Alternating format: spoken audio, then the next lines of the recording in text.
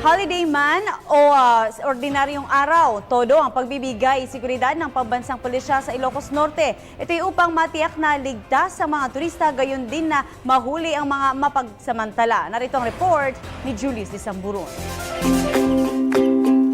Kabinulig ipinagduras kinatan-o o sama-sama sa pag-unlad ng maganda at tanyag na rehiyon ng Ilocos. Ito ang siyang bisyon ng pambansang pulisya ng Ilocos Norte para panatilihin ang kaayusan at kapayapaan sa buong lalawigan. Isa ang Ilocos sa dinarayo ng mga turista mapapilipino man o dayuhan dahil sa mga magagandang beach at kahangahangang mga tanawin. Kasabay ng paglago ng turismo ay mahigpit dapat ang seguridad. Ayon kay Ilocos Norte PNP Senior Superintendent Antonio Mendoza, 24 oras na nakaposisyon ang kanilang Tourist Police Assistance Desk, gayon din ang pagpapatrol at pagsasagawa ng checkpoints mula pa lamang sa arko ng Badok hanggang sa dulong bahagi ng Pagudpud. Opo, meron pang directive ang aming regional director, si Chief Superintendent Roman Felix, yung 5-point priority action plan niya.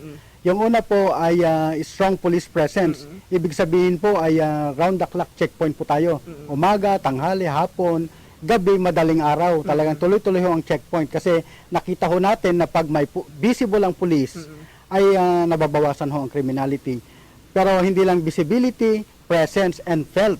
Nararamdaman ho nila na talagang chinecheck namin. So kung walang yung mga motorcycle, na walang mga rehistro, walang mga helmet, ay ini-impound po namin until such time na may present nila yung mga documents nila. Kahit may isolated cases ng riding in tandem at pangangarnap ng motorsiklo, hindi titigil ang pulisya ng Ilocos para ito'y solusyonan. Malaki na din ang naging accomplishments ng kanilang hanay sa pagsugpo ng illegal na droga sa kanilang rehiyon. Ika nga, walang puwang ang mga drug carrier at drug pushers. May oplan katok ding ginagawa ang mga otoridad upang ipaalam sa mga firearm holders, lalo na yung mga pasuna ang kanilang lisensya na i-renew na ito. Ang talagang gusto namin ay i-reduce namin by 6%, pero last month nakita natin na dito sa Ilocos Norte nag-reduce ng 20%. So nakita natin actually from January to September mas malaki pang reduction of crimes. Yan naman po yung gusto natin. Solve crimes, increase the crime solution efficiency, increase the crime clearance efficiency, and reduce the crime volume. Ipinakita naman ni Mendoza sa aming team ang mga kagamitang pangresponde ng kanilang hanay, mula sa crime detection investigation hanggang sa disaster response and preparedness. Talagang pinuprovide naman po, actually pinogram namin yung ballistic microscope, na-proban na po ng Honorable Governor Amy Marcos at bibili kami nun para yung mga shells na nare-recover during crime scene ay ma-compare namin. At meron nga po itong mga disaster equipment. Talagang napatunayan na to during the previous Typhoon Mario. Nagamit na po itong mga disaster equipment natin.